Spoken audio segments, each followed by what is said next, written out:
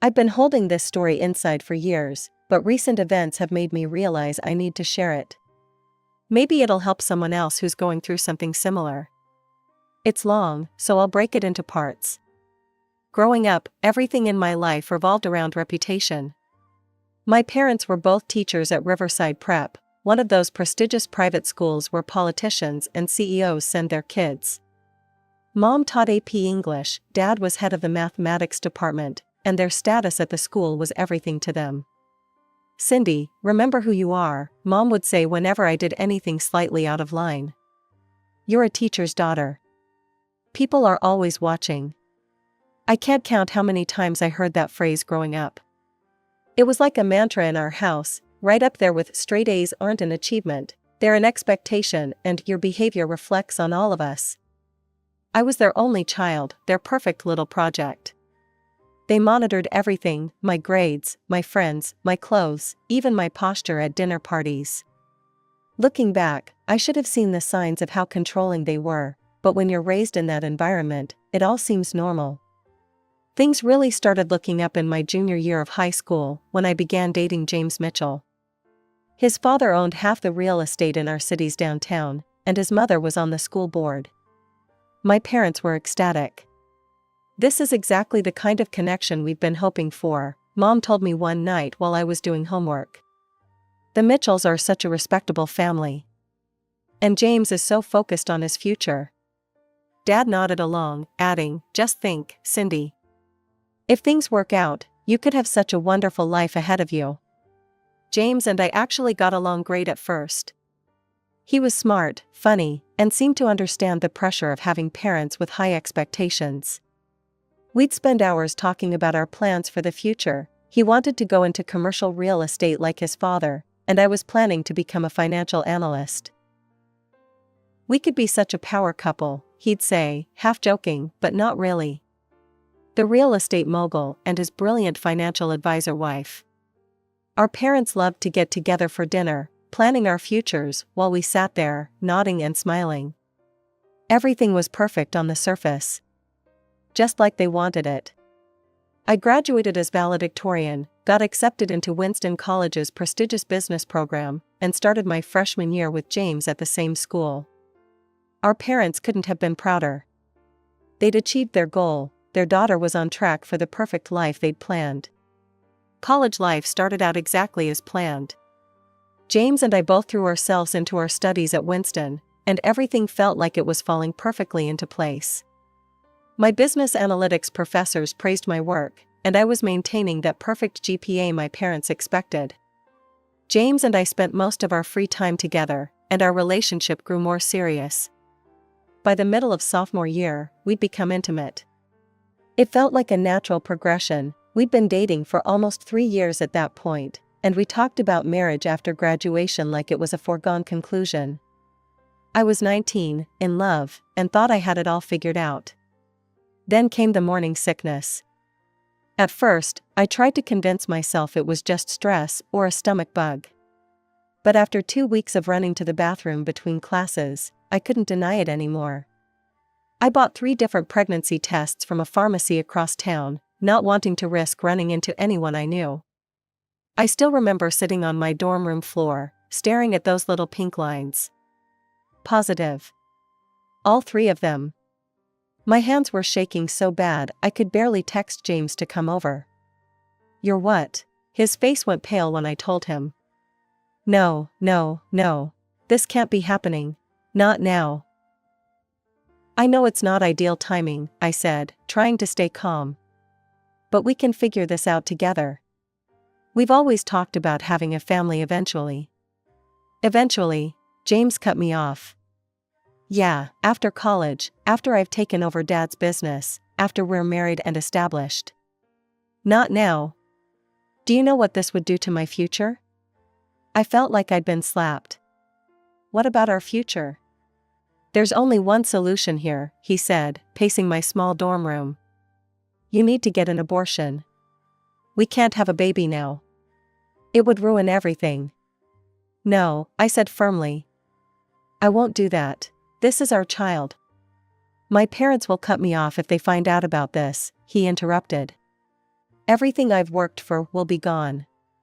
You can't do this to me, Cindy. But someone had already done it to me. While James and I were arguing, my phone started buzzing. My mom's name flashed on the screen. Come home, now. Her voice was ice cold. We need to discuss this situation. I felt sick. How did you? James called his parents. They called us. Come home immediately or we'll come get you ourselves. The drive home was the longest 2 hours of my life. When I walked through my parents' front door, I found both sets of parents waiting for me. The look of disgust on their faces made me want to disappear. How dare you? My mother's voice shook with rage. How dare you disgrace us like this? You stupid, stupid girl, my father spat out. Do you have any idea what this will do to our reputation at school? Mrs. Mitchell was crying dramatically. Our James has such a bright future ahead of him. He can't be tied down with a baby now. I'll raise the baby myself, I said, wrapping my arms protectively around my stomach. I don't expect anything from James or any of you. A single mother? My mother laughed bitterly. Our daughter, a single mother? Is that what we raised? A little whore who spreads her legs and ruins her life? We won't allow it, my father declared. We will not have our reputation destroyed by your irresponsible behavior. Reputation? I couldn't believe what I was hearing. This is your grandchild we're talking about. No, Mrs. Mitchell said firmly. This is a mistake that needs to be corrected. James has his whole life ahead of him. This thing would ruin everything. The discussion went on for hours. It wasn't really a discussion though, it was more like a coordinated attack. Think about your future, Cindy, my father kept saying. How do you plan to support a child? Where will you live? We won't continue paying for your education if you insist on keeping it, my mother added. Is that what you want? To throw away your entire future? I sat there on our living room couch, the same couch where I'd spent countless hours studying for tests and planning my perfect future. I could get a job, take a break from school. And live where? My mother's voice was sharp. Certainly not here. We won't have you bringing that kind of shame into our home. Maybe one of my aunts. I started, but my voice trailed off. Dad was an only child, and Mom's sisters both lived overseas. I had nowhere to go. James sat silently through most of it, staring at the floor. His parents did all the talking for him. James has an internship lined up with Morgan and Reed Investments next summer, his father kept saying. Do you want to ruin that for him? Is that how little you care about his future? They wore me down, bit by bit. Every plan I suggested was shot down. Every possibility I brought up was crushed. No job would pay enough. No apartment would be affordable. No future would be possible. Finally, my mother drove me to the clinic herself. The doctor was professional, but concerned during the initial exam. I need to inform you, she said quietly, looking directly at me, that this procedure could impact your ability to conceive in the future. There are potential risks. We've discussed all that, my mother interrupted. We've made our decision. The doctor looked at me. Ms. Thompson, I need to hear from you. Do you understand the risks? I couldn't speak. I just nodded. The next few weeks passed in a blur. I recovered physically, returned to Winston for the spring semester, and threw myself into my studies. James tried to talk to me once, mumbling something about how it was for the best, but I walked away mid-sentence. We never spoke again.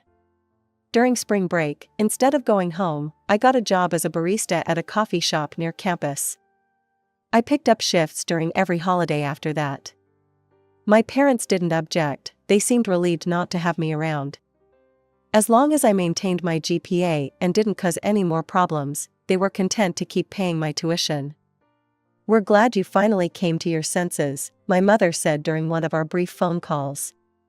Everything worked out for the best. But nothing felt like the best. Nothing felt right anymore. I went through the motions, got my assignments done, kept my perfect grades. But something inside me had broken, and I knew it would never be the same. After graduation, I landed a position as a financial analyst at Morgan & Reed Investments. Ironic, considering it was one of the firms James had been so desperate to intern with. But I'd earned my spot on my own merit, graduating summa cum laude and impressing during my interviews. Life settled into a comfortable routine. I buried myself in work, analyzing market trends and building financial models. My apartment became my sanctuary, no judgment, no expectations beyond my own. Then came the night of the company's annual holiday gala. I almost didn't go, but my team leader insisted. "You can't keep hiding behind those spreadsheets forever, Cindy," she said. That's where I met David. He was one of the firm's partners, but not the stuffy, arrogant type I'd expected. He was discussing basketball with the custodial staff when I first saw him, genuinely interested in their March Madness predictions. "I hope I'm not interrupting a serious strategic meeting," I joked, needing to get his signature on some reports. He looked up with the warmest smile I'd ever seen. "Actually, Jose here was just explaining why my bracket is going to be a complete disaster this year." We started dating a month later.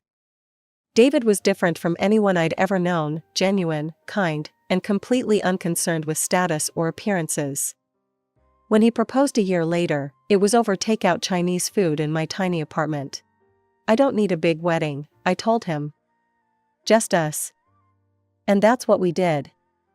A simple ceremony at the courthouse, with his sister and best friend as witnesses. No elaborate dresses, no society photographers, no concerned whispers about reputation. Just love and honesty. I didn't tell my parents. By then, we were down to exchanging brief birthday and Christmas texts. They didn't ask about my life, and I didn't volunteer information. Then, 3 years into our marriage, my mother called. "Your father's sick," she said without preamble. "He needs surgery. You should come." David squeezed my hand as we pulled up to my childhood home. It looked exactly the same, perfectly manicured lawn, pristine white trim, not a single thing out of place. My mother's eyes widened when she saw David step out of the car. "Who's this?" "My husband," I said simply. "We've been married for 3 years. What followed was a fascinating transformation. First came the hurt accusations about being excluded from the wedding. But as soon as David mentioned his position as executive director, and they realized I was now a senior financial analyst, their tone completely changed. "Oh, darling, we've missed you so much," my mother gushed, as if the last several years of silence hadn't happened. "You must come visit more often." Then came the real reason for the call. Dad needed expensive surgery, and their insurance wouldn't cover all of it. Could I help? After all, I was doing so well now. I agreed to help with the medical bills. Maybe it was weakness, maybe it was forgiveness, or maybe I just wanted to prove I'd succeeded despite everything. Dad looked genuinely grateful, and for a moment, I let myself believe that maybe the past could stay in the past. After Dad's recovery, David and I started talking about having a family of our own. We both wanted children, and the timing felt right. But month after month, nothing happened. At first, we tried not to worry. "These things take time," David would say, staying positive. But after a year of disappointment, we decided to see a fertility specialist. Dr. Martinez was kind but thorough. She ran various tests and took a detailed medical history. Then came the question I'd been dreading. "Have you ever had any pregnancies or terminations?" My throat went dry. David didn't know about what had happened in college. I'd never found the right time to tell him. But sitting there in that sterile office, the truth had to come out. "Yes," I whispered. "An abortion. When I was 19. Dr. Martinez nodded professionally, making notes. After reviewing all the test results, she delivered the news that shattered my world. "The termination procedure you had resulted in some complications," she explained gently. "Combined with the scarring that developed afterward, I'm afraid your chances of conceiving are virtually non-existent." I felt the room spin. All those years ago, the doctor at the clinic had warned about risks, but my mother had dismissed them. Now here I was, paying the price for a choice that had never really been mine. That evening, I had to tell David everything. We sat on our back porch, the same spot where we usually planned our future, and I confessed it all: the pregnancy in college, my parents' reaction, the coerced abortion. "I'm so sorry," I sobbed. "I should have told you sooner. I understand if this changes things." David pulled me into his arms, cutting off my words. "Hey, look at me," he said softly. "Nothing could change how I feel about you. Nothing." We sat in silence for a while, his arms around me, before he spoke again. "You know, there are other ways to build a family. We could look into adoption. Give a home to a child who needs one." His words were like a lifeline. We spent that night researching adoption agencies and requirements, making plans for a different kind of future than we'd imagined, but one filled with just as much love. Meanwhile, my newly rekindled relationship with my parents took on an uncomfortable pattern. Every visit included the same question: "So, when are you going to give us grandchildren?" I'd deflect, change the subject, talk about work or Dad's recovery, anything to avoid the truth. They'd already proven they cared more about appearances than their own grandchild once before. I wasn't about to give them another chance to judge my choices. Even though Dad had fully recovered, I kept sending them money every month. Maybe it was habit, maybe it was guilt, or maybe some part of me still hoped that financial success would finally earn their genuine approval. The Thanksgiving invitation came as a surprise. My parents rarely hosted holidays anymore, claiming they were too exhausting. But this year, my mother insisted we come. "We're having a few friends over," she said. "Nothing fancy, just some colleagues from school and their families." I should have known better. When we arrived, the house was packed with at least 30 people, all pillars of the local education community, all part of my parents' carefully curated social circle. The evening started predictably enough. Everyone commented on how successful I'd become, how impressive David's position was, how proud my parents must be. The same shallow conversations I'd grown up with. Then came the moment that changed everything. My mother cornered us by the dessert table, wine glass in hand, speaking just loudly enough for nearby guests to hear. "You know, Cindy, Mrs. Peterson was just showing me pictures of her new grandson. Absolutely adorable. When are you and David going to give us grandchildren? Everyone else our age is already enjoying grandparenthood." Before I could deflect, David squeezed my hand and answered honestly. "Actually, we're looking into adoption. We've already started the application process." The silence that followed was deafening. My mother's face went through several shades of red before she practically shouted, "Adoption? Have you lost your mind?" Heads turned. Conversation stopped. My mother seized the audience's attention like the experienced teacher she was. "Everyone, can you believe this? My daughter, who could give us perfectly good grandchildren of her own, wants to adopt instead."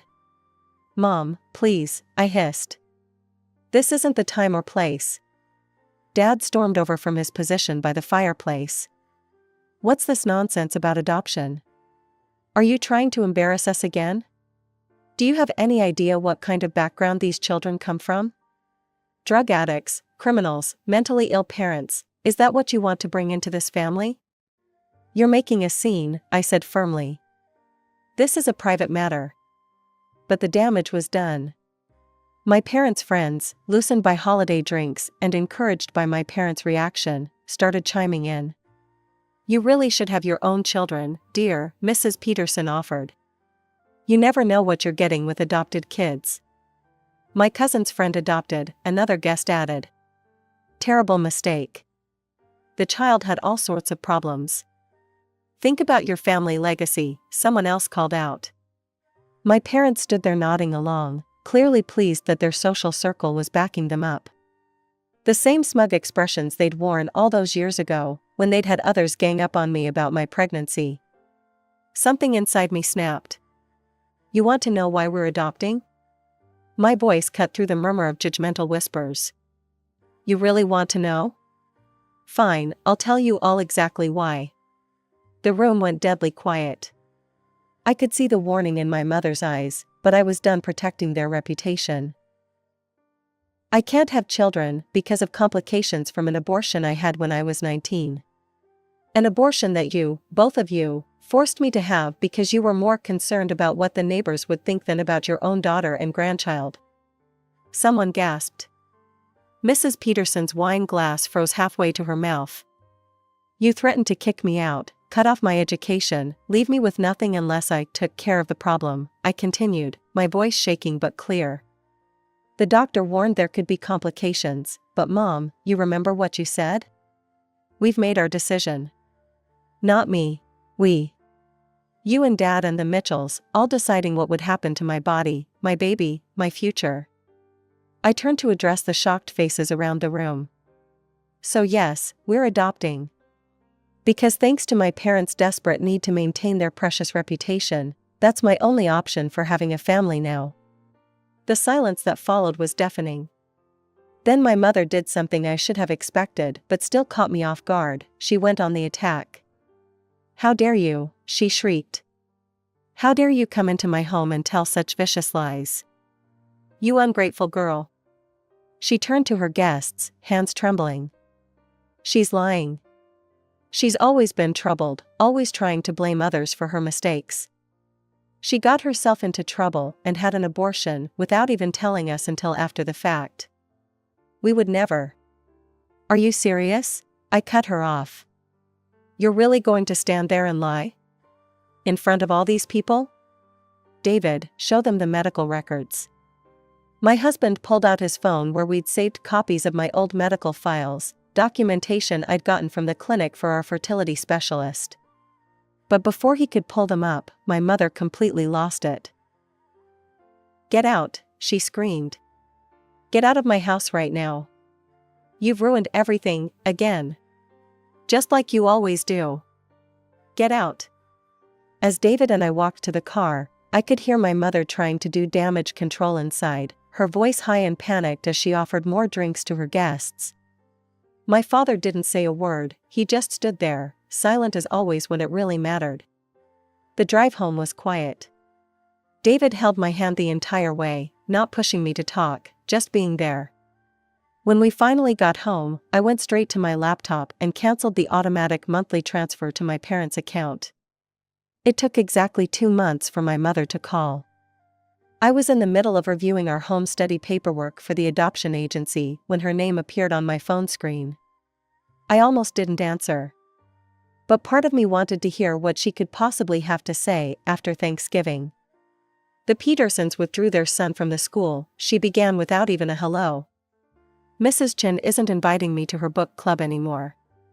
Do you have any idea what you've done to our reputation? I actually laughed. After everything, she was still only concerned about reputation. Your father and I deserve compensation for this damage you've caused, she continued. The monthly support you were providing barely covers the social costs we're incurring. People are treating us differently at work. We've had to explain things, to make excuses. Excuses? I cut in. You mean lies. Like the lies you told at Thanksgiving?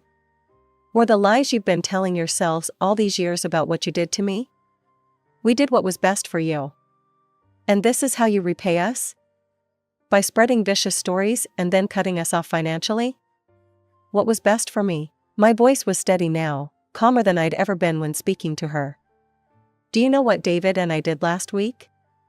We met with a therapist who specializes in helping adoptive parents deal with infertility grief.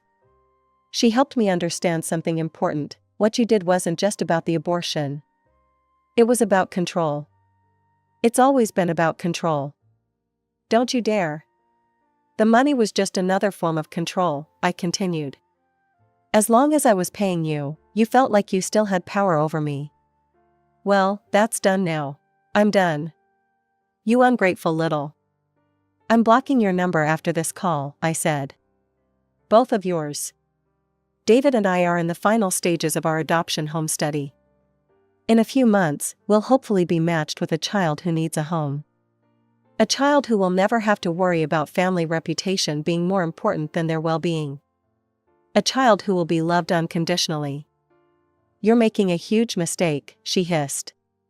When you realize that, don't come crawling back. I ended the call mid-sentence and blocked both their numbers immediately. Then I went back to my adoption paperwork with a lighter heart than I'd had in years. That was 6 months ago. Today, David and I are finishing up the nursery for the baby girl we'll be welcoming next month.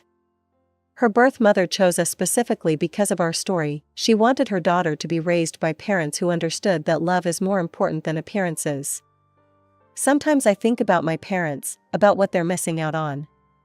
But then I remember, they made their choice a long time ago. They chose reputation over love, appearances over family. I'm choosing differently. My daughter will grow up knowing she is wanted, cherished, and accepted exactly as she is. No conditions. No expectations. No concern for what the neighbors might think. Final edit, our daughter is home with us now. She's perfect. From the moment I could understand things, it was clear that my older brother Tommy was the golden child, and I was just there. The girl, the afterthought. Nicole, make sure you're home by 3:30 to help your brother with his lunch, Mom would say almost every morning before school. I was 12, Tommy was 15, and apparently, making a sandwich was too difficult for the family prodigy. But Mom, I wanted to join the art club after school, I'd plead, knowing it was useless. Your brother has football practice. He needs proper nutrition. You know how important that is for him. She'd give me that look, the one that said the discussion was over before it began. Meanwhile, Tommy would be sprawled on the couch, his latest iPhone in hand, a birthday gift that made my hand-me-down flip phone feel like a relic from another century. Yeah, Nikki, he'd smirk, not even looking up from his screen, be a good sister. Dad was even worse about it. Nicole, this is good practice for when you're a wife, he'd say, as if that was the pinnacle of what I could aspire to. A woman needs to know how to take care of her family. Every day was the same routine. I'd rush home from school, throw together whatever Tommy wanted to eat, iron his clothes for the next day, and try to squeeze in my homework between chores. While I was doing all this, Tommy would be at one of his many after-school activities, football, debate club, computer programming classes. Mom and Dad made sure he had every opportunity available. The only person who seemed to see me, really see me, was Grandma Rose. Her old Victorian house on the other side of town became my sanctuary. Every weekend I'd bike over there, pedaling fast through the tree-lined streets until I saw her distinctive wraparound porch come into view. There's my girl, she'd call out from her garden, her silver hair gleaming in the sun. Inside her house, there was no hierarchy, no golden child.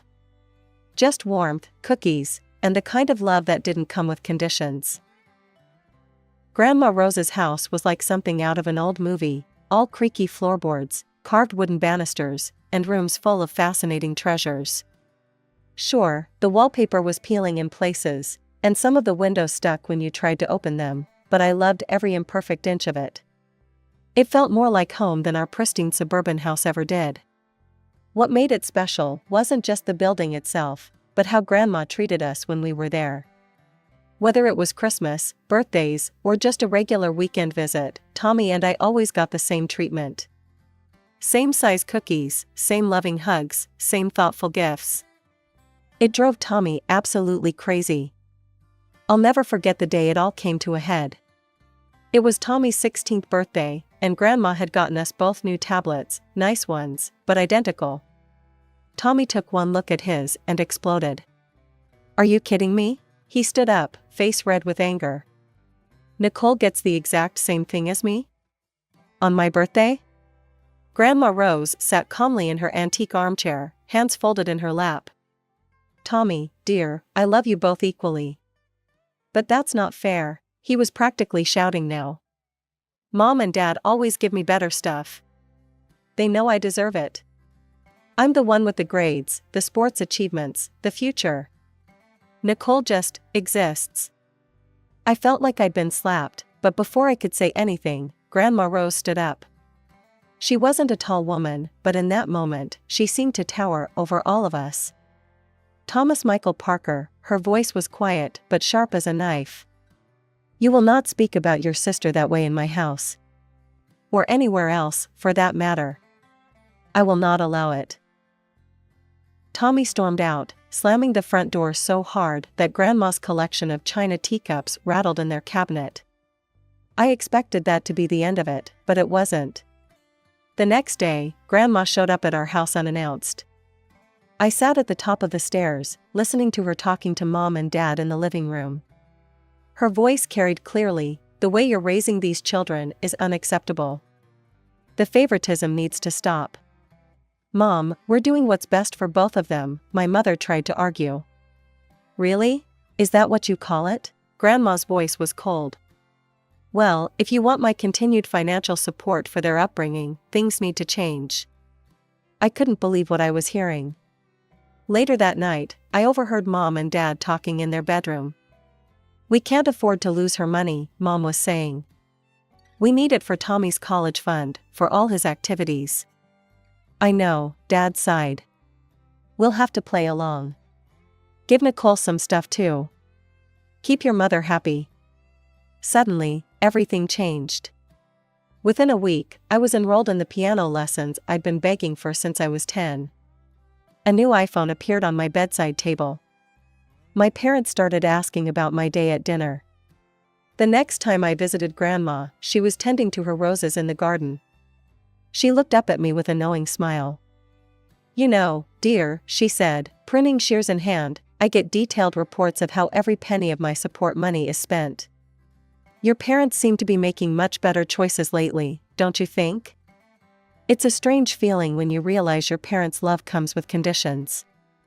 Yes, they were going through the motions, asking about my day, buying me things, showing up at my school events, but their hearts weren't in it. Their eyes would still light up differently when Tommy walked into the room. I learned to accept it. At least now I had my piano lessons and didn't have to spend every afternoon being Tommy's personal maid. Sometimes acceptance is easier than hoping for change. When Tommy graduated high school and got accepted to State University 3 hours away, you'd think he'd won the Nobel Prize. Mom and Dad threw this huge party, invited all the relatives, made speeches about their brilliant son. Grandma Rose sat in the corner, watching it all with those knowing eyes of hers. For the first few months, all we heard during family dinners was how well Tommy was doing at college. He'd call home weekly, telling stories about his classes, his professors, his bright future in business. Mom and Dad would put him on speakerphone, beaming with pride. Then came the letter. I was in my senior year of high school when Dad stormed into the house waving an official-looking envelope, his face purple with rage. Tommy was on academic probation, at risk of being expelled. Turns out all those study sessions he'd been talking about were actually parties. He'd barely attended any classes. Grandma Rose showed up the next day. I'd never seen her so angry. "If you don't get that boy in line," she told my parents, her voice like steel, "don't expect me to pay for another college when he gets himself kicked out of this one. And believe me, no other school will take him with these grades." The threat of losing Grandma's money sent my parents into a panic. They drove to State University that very weekend. I don't know exactly what they said to Tommy, but when he called the following week, he sounded different. Subdued. For once in his life, Tommy had to face actual consequences. By some miracle, Tommy managed to pull his grades up enough to stay in school. He graduated 4 years later and decided to stay in that city, taking a job at a local company. Meanwhile, I'd gotten into the business management program at City College, just 20 minutes from home. Grandma Rose paid my tuition too, though my parents barely seemed to notice I was in college at all. When I made the dean's list, the only celebration was a phone call with Grandma. 4 years flew by, and suddenly I was graduating with honors. Grandma was there, of course, beaming proudly. My parents showed up too, though they spent most of the ceremony talking about how Tommy was doing at his new job. I didn't care anymore. I had my degree, and better yet, I had a job offer from Parker and Associates, one of the biggest marketing firms in town. When Grandma Rose passed away, it felt like the world stopped spinning for a while. The day of her funeral, I couldn't stop staring at her garden, wondering who would tend to her beloved roses now. The reading of the will was held in her attorney's office, a week after the funeral. Tommy flew in from out of state, wearing an expensive suit that somehow still made him look like a kid playing dress-up. Mom and Dad sat between us, as if they were still needed as buffers after all these years. Mrs. Rose Parker's estate, the attorney began, adjusting his glasses, is to be divided between her 2 grandchildren, Nicole and Thomas Parker. He paused, looking at both of us. The division is to be determined by their own choice. One will receive the house, and the other will receive a sum of $500,000. The first choice goes to Thomas, as the elder grandchild. Tommy actually snorted. Is this some kind of joke? He looked around the room. You really expect me to want that musty old house? No, I'll take the money, I've got plans. I'm going to start my own business, show everyone what I can do. Nicole can have the old lady house with all its weird smells and creaky floors. I sat there, my heart pounding. The house, Grandma's house. My sanctuary all those years. I'll take it, I said quietly, but firmly. The next few years passed in a blur of hard work and determination. At Parker and Associates, I threw myself into every project, every challenge. My team's sales numbers kept breaking records, and within 3 years, I was promoted to head of sales. The salary increases that came with my success went straight into renovating Grandma's house. I took my time with the renovation, carefully preserving the house's character while modernizing everything else. New wiring, new plumbing, a state-of-the-art kitchen that still somehow felt like it belonged in a Victorian home. The garden I did myself, learning everything I could about roses, and continuing Grandma's legacy. Mom and Dad came to visit once it was done. I watched their faces as they walked through the restored rooms, saw how their eyes widened at the crown molding, the hardwood floors, the gourmet kitchen. This is incredible. Mom ran her hand along the marble countertop. Dad nodded, then sighed. It's a shame Tommy didn't take the house. This would have been perfect for him and his new wife. And there it was. Some things never change. Speaking of which, Mom added, trying to sound casual, have you heard from your brother lately? I hadn't, of course. None of us had been invited to his wedding 6 months ago. He'd gotten married in his wife's hometown, surrounded by her family and their mutual friends. Mom had shown me pictures she'd found on Facebook, Tommy in a tux, his new wife Rebecca beaming in designer white. The doorbell rang on a Sunday afternoon while I was pruning Grandma's roses. I wasn't expecting anyone, so I took my time wiping the dirt from my hands before heading to the door. When I opened it, I nearly dropped my gardening gloves. There stood Tommy, looking nothing like the competent businessman he'd been pretending to be on social media. Beside him stood a woman I recognized from the wedding photos, Rebecca, his wife. She wore designer clothes and too much makeup, her eyes scanning my home like she was conducting an inspection. Tommy gave me an apologetic look. Can we talk privately for a minute, Nikki? We stepped into Grandma's old study, now my home office. Tommy closed the door behind us and turned to me with an expression I'd never seen before, desperation. I need your help, sis, he said, his voice barely above a whisper. The business, it's not good. We're about to lose everything. We had to give up our apartment, and... He ran his hands through his hair. Could we stay here for a while? Just until things turn around? I stood there, stunned. Tommy had never asked me for anything before, unless you count all those years of demanded lunches and ironed clothes. Please, he added, and for the first time since we were kids, I saw my brother instead of my parents' golden child. Okay, I heard myself say. But just temporarily. The next morning, my doorbell rang again. This time it was Mom and Dad, practically bouncing with excitement. We came as soon as Tommy told us. Mom rushed past me to embrace Rebecca. Oh, sweetheart, we're so happy to finally meet you in person. For the next 2 hours, I might as well have been invisible. I served coffee, at Mom's imperious request, and listened as Rebecca charmed my parents with stories about her family's social connections and Tommy's brilliant business ventures. "Nicole," Mom called out as I headed to the kitchen, "be a dear and make us some lunch." Something nice. Rebecca's used to fine dining. That set the tone for the weeks that followed. I'd come home from long days at work to find Tommy and Rebecca lounging in my living room, expecting dinner to magically appear. "Aren't you going to start cooking?" Rebecca asked one evening, not looking up from her phone. "We're starving." "I just worked a 12-hour day," I replied, dropping my briefcase. "Why don't you cook something?" Rebecca's head snapped up, her eyes narrowing. "Excuse me? You should be grateful we let you stay here at all.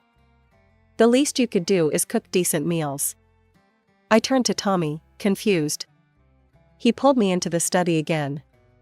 "Look," he whispered urgently, "Rebecca thinks this is my house. She thinks I'm letting you stay here out of kindness. She comes from money, she's used to a certain lifestyle. If she finds out I'm basically bankrupt," his voice cracked, "she'll leave me." I stared at my brother, this man who'd had everything handed to him his whole life, now reduced to begging me to lie to his wife. "Fine," I said finally. "I won't tell her. But you two need to start treating me with respect in my own home. No more demands, no more attitude. Deal?" "Deal," Tommy nodded quickly.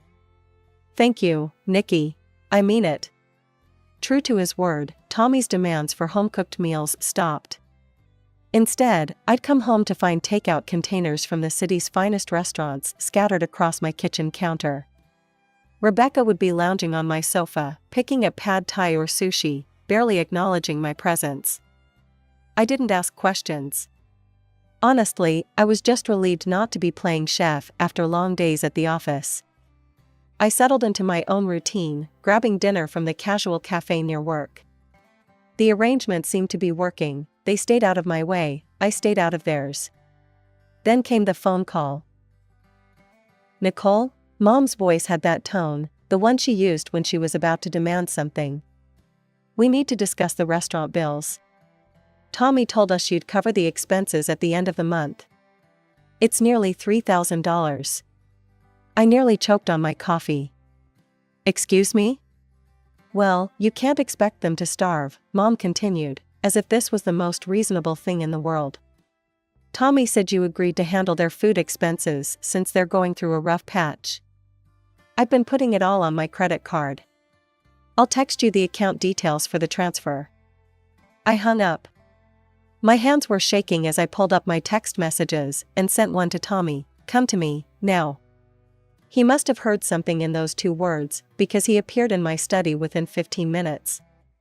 Rebecca was out shopping, with whose money, I didn't want to know. "Care to explain why Mom thinks I'm paying for your 5-star takeout habit?" I asked, my voice deadly quiet. Tommy's face did that thing it used to do when we were kids and he got caught in a lie, a quick flash of guilt before the excuses started flowing. "Nikki, you have to understand." "Understand what?" "That you're stealing from our parents now too?" "I'm not stealing." He ran his hands through his hair. "I just borrowed. I was going to pay them back when things turned around. But Rebecca, she has certain expectations. If she knew how bad things really are." "Stop," I held up my hand. "I've heard enough about Rebecca's expectations. This ends now." "I'll figure something out," he promised, his eyes pleading. "Just give me more time. Don't tell Rebecca, please, Nikki." "I've never asked you for anything." "Never asked me for anything?" I stood up, my voice rising. "Are you kidding me? My entire childhood was spent catering to your needs. And now you're living in my house, lying to your wife, and scamming our parents." I know," he held up his hands. "I'm sorry, really. Just one more chance. I'll handle the restaurant bills. I promise." I stared at my brother, this man who had everything handed to him his whole life, now reduced to begging his little sister to keep his house of cards from collapsing. "Fine," I said finally. One more chance. But I mean it, Tommy. Figure out your own food situation. And I'm not paying a cent of those bills. Life fell into an uncomfortable routine over the next 2 months. I'd go to work, manage my department, come home to find my house looking like a hurricane had swept through it, and spend my evenings cleaning up after Tommy and Rebecca. They seemed to exist in their own bubble of leisure, lunches with our parents, dinners at expensive restaurants, shopping trips I didn't want to know the details of. Then came the day that changed everything. Tommy had left early, muttering something about a business meeting. I came home from work earlier than usual, having wrapped up a major sales presentation, looking forward to a quiet evening with a glass of wine. Rebecca was waiting for me in the living room, perched on the edge of the sofa like a queen about to deliver a royal decree. "We need to talk," she announced, gesturing to the armchair across from her. "Sit." I raised an eyebrow at her tone, but sat down anyway. Might as well hear whatever this was about. "I've been patient," Rebecca began, examining her manicured nails. "I've watched you swagger around this house like you own the place, making everyone uncomfortable. But enough is enough." I blinked. "Excuse me?" "From now on, you'll pay us $2,000 a month in rent.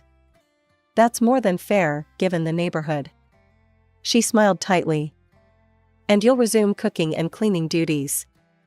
The state of this house is embarrassing, and since you're the tenant."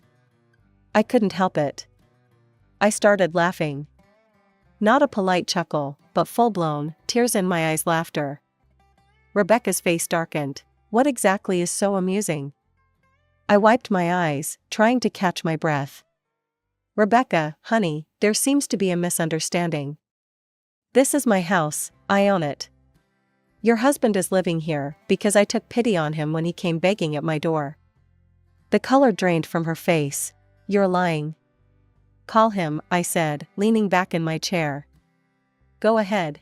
Ask Tommy who owns this house." Her hands shaking slightly, Rebecca pulled out her phone and dialed. Tommy answered on the second ring. "Darling," her voice was sharp enough to cut glass. "Nicole is spinning some ridiculous story about owning the house. Tell her she's mistaken." There was a long pause on the other end of the line. "She's telling the truth," Tommy's voice crackled through the speaker. "It's her house. Grandma left it to her in the will. I took the money instead to start a business, but I failed. We're broke. I've been trying to find a way to tell you." Rebecca stood up so fast she knocked over her water glass. I watched as she stormed upstairs, heard drawers slamming, closet doors banging. Within 20 minutes, she was dragging her designer suitcases down my stairs. She didn't say a word as she left. The slam of the front door echoed through the house like a gunshot. The morning after Rebecca left, I was enjoying my coffee in peaceful silence when Tommy burst through the front door. His face was twisted with rage, all traces of yesterday's contrition gone. "This is all your fault," he shouted, stalking into my kitchen. "Rebecca's filing for divorce. She won't even talk to me. You had no right to tell her the truth." I set my coffee cup down carefully, remembering all the times I'd backed down from his anger over the years. Not this time. "No, right?" I stood up, slowly. "This is my house, Tommy. The house you laughed at me for choosing. The house you said smelled like an old lady. The house you've been lying about to your wife while mooching off our parents. And you're telling me I had no right? You ruined everything." He slammed his fist on my counter. "You've always been jealous of me, haven't you? Always waiting for a chance to get back at me. Get out." My voice was quiet but firm. "Take your things and go." He stared at me for a moment, then stormed upstairs.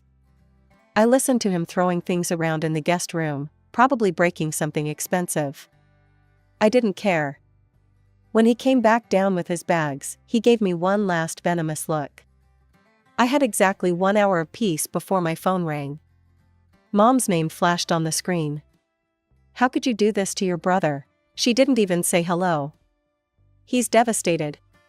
He's back home with us now, crying his eyes out." "That's not my problem." Of course it's your problem. Dad's voice now. They had me on speaker. You need to give Tommy the house. It's the only way to save his marriage. Rebecca might come back if they have a proper home. I actually laughed. Are you serious? You want me to give away my house because Tommy lied to his wife and ruined his business? He's your brother. Mom was practically shrieking now. Family helps family. Really? I felt a lifetime of resentment bubbling up. Where was that family spirit when I was cooking and cleaning for Tommy as a kid? Where was it when you ignored my achievements because you were too busy praising him? The only person who ever treated me like family was Grandma, and she left this house to me. This conversation is over. 2 months later, I heard through work colleagues that Tommy's company had officially declared bankruptcy. His divorce was finalized around the same time. He was living with our parents, apparently regrouping, their favorite word for Tommy's failures. I wasn't surprised when all 3 of them showed up at my door one Sunday afternoon. Mom was clutching a casserole dish like a peace offering. Dad had that stern look he used to use when he was about to lecture me about family duty. Tommy stood behind them, trying to look pitiful. I watched them through the security camera Grandma had installed years ago. They rang the bell again and again. Mom started calling out, "Nicole, we know you're in there. We need to talk about this as a family." I picked up my phone and sent a single text to all 3 of them, "Please leave. Do not come back. This is your only warning before I call the police."